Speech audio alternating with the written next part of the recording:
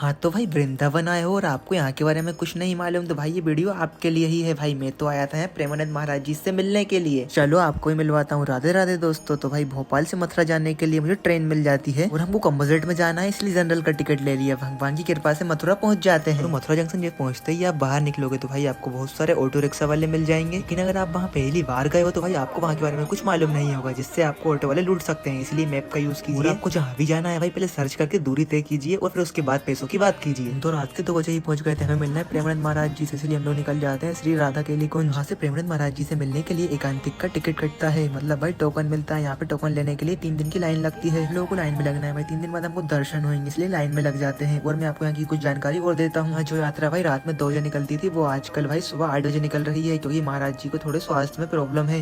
हाँ तो भाई एकांतिक में बैठने के लिए 3 दिन का समय लगता है, लेकिन हमारी किस्मत इतनी शांत थी तो हमने कोई सोचा ही नहीं था भाई।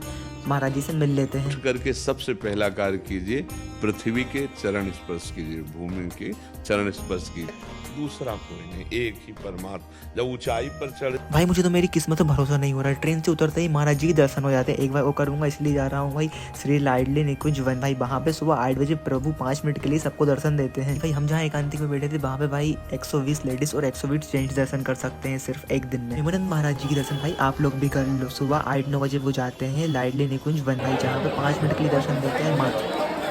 देख लो भाई आप लोग भी जाओ भाई, कलयुग में भगवान जी की दर्शन कर लो। इतनी सारी पब्लिक इसीलिए आई है। पता है लोगों को 3-3 दिन लगता है सत्संग में बैठने के लिए। हम आए और तुरंत सत्संग में बैठ गए। 3 घंटे प्रेमानंद महाराज जी के पास बैठे अंदर, उसके बाद यहाँ भी दर्शन। फिर हम लोग यहाँ से वापस निकल जाते हैं और यहाँ से 500 मीटर की दूरी पे ही भाई हम लोगों ने एक रूम लिया, जहाँ पे हम लोग को फ्रेश वगैरह होना है। और गाइस हमने यहाँ पे स्नान करने के एक बंदे के 20 रुपए दिए। यहाँ पे आप अपने गूगल बाबा या फिर मैप पे देख सकते हो यहाँ से आपको कौन सी मंदिर जाना है और कितना दूर पड़ रहा है। भाई मुझे तो जाना था बांके बिहारी जी के मंदिर। यहाँ से करीब 3 किलोमीटर दूर है, तो भाई पैदल भी जा सकते हैं और रिक्शा ऑटो से भी जा सकते हैं। रिक्शा वाला 20 या 30 रुपए लेगा। बिहारी जी पहुँचने के बाद अपना सामान रख सकते हो भाई जूता घर में, जहाँ पे भाई पराठा चौराहे वाले रास्ते पे मिल जाएगा। पराठा चौक से निकल जाओ भाई मंदिर के लिए। मंदिर में पहुंचते ही भाई भगवान जी के दर्शन तो आप कर ही रहे हो। अगर कुछ मांग रहे हो तो भाई भगवान जी से आंखें मिलाकर मांगो। अगर आप भगवान की आंखों में आंखें मिलाकर कुछ मांगोगे तो भाई आपको जरूर मिलेगा। फिर हम लोग यहाँ से निकल जाते हैं। यहाँ से थोड़ी ही दूर है श्री राधा वल्लभ भवन। हम पहुंचे राधा वल्लभ भवन, तो यहाँ तो भाई 19 तारीख से ही होली चालू हो जाती है। तो भाई यहाँ तो बहुत ज्यादा मजा आ रहा था। और रंग बरसे दिन